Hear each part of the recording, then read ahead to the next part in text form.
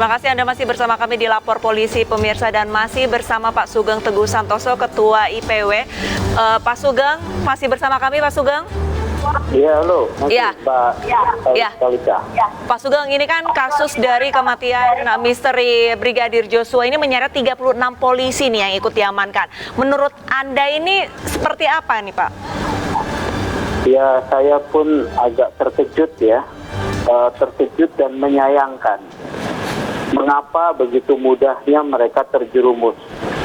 Terjerumusnya mereka menurut saya, terutama perwira-perwira ya, panglima, perwira tinggi, perwira menengah, perwira pertama itu, menurut saya bukannya mereka tidak mengerti ya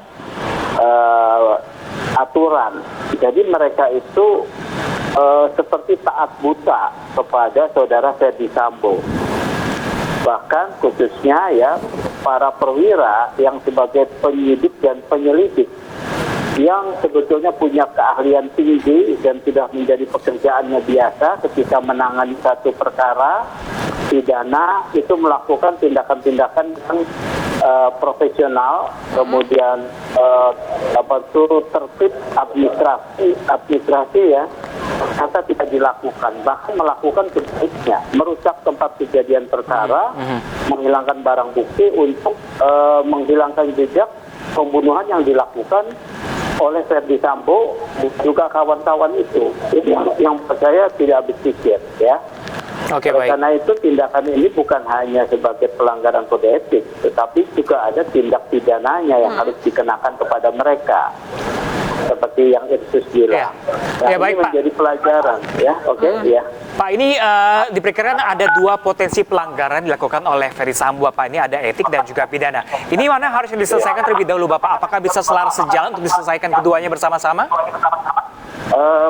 Yang diselesaikan dulu menurut saya yang cepat itu kode etik ya. Kode etik kan masa penahanannya itu 30 hari ya, 30 hari.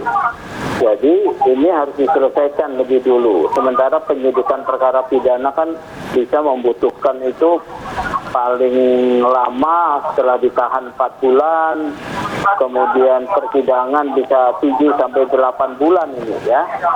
Ya, baru putus. Jadi harus selesaikan kode etik dulu dengan proses di Komisi Kode Etik Kepolisian. Yang sanksinya sudah jelas ya kepada Pak FS ini pemecatan. Oke, pemecatan. Baik.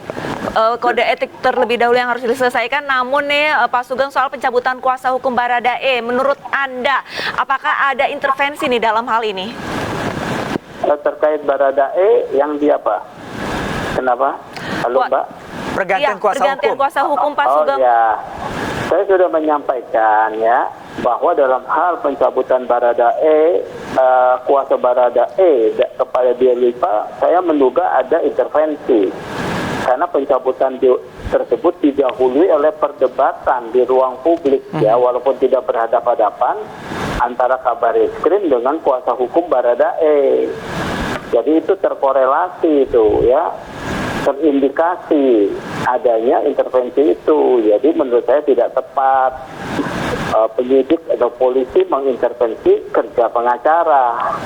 Begitu, Mbak. Oke, baik. Terima kasih banyak Pak Sugeng Teguh Santoso selaku Ketua IPW. Kita pantau dan kita kawal bersama-sama kasus ini agar kasus ini terang jelas ya, benderang seperti apa dan seadil-adilnya. Seperti itu. Baik, terima kasih banyak Pak Sugeng. Terima kasih. Selanjutnya pemirsa, penyidik Baris Krim Polri tengah berada di Magelang, Jawa Tengah, di mana rumah dinas Ferdy Sambo di kawasan Duren 3, Jakarta Selatan terpantau dijaga ketat oleh aparat kepolisian. Dan kita langsung saja ini bergabung dengan rekan kami, ada Muhammad Ardi untuk mengetahui situasi di sana. Selamat pagi Ardi, ini bagaimana situasi di sana? Apakah benar ada penjagaan ketat nih?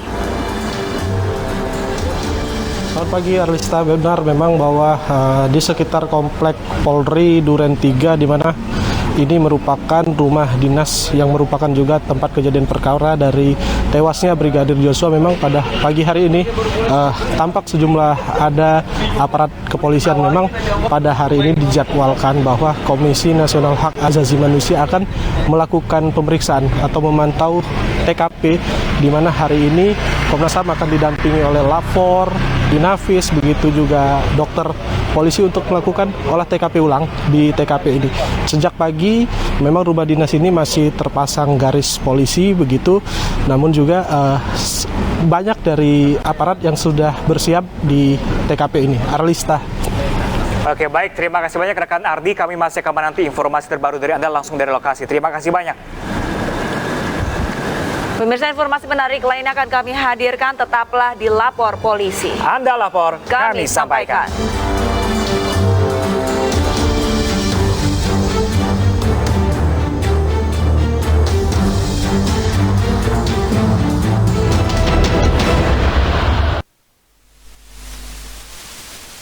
Kalau ada Indomie, kepikiran apa ya? Kan semua suka Indomie, ya bikin Warmindo aja. Orang kan suka jajan. Indomie dibikin jadi jajanan unik bisa loh.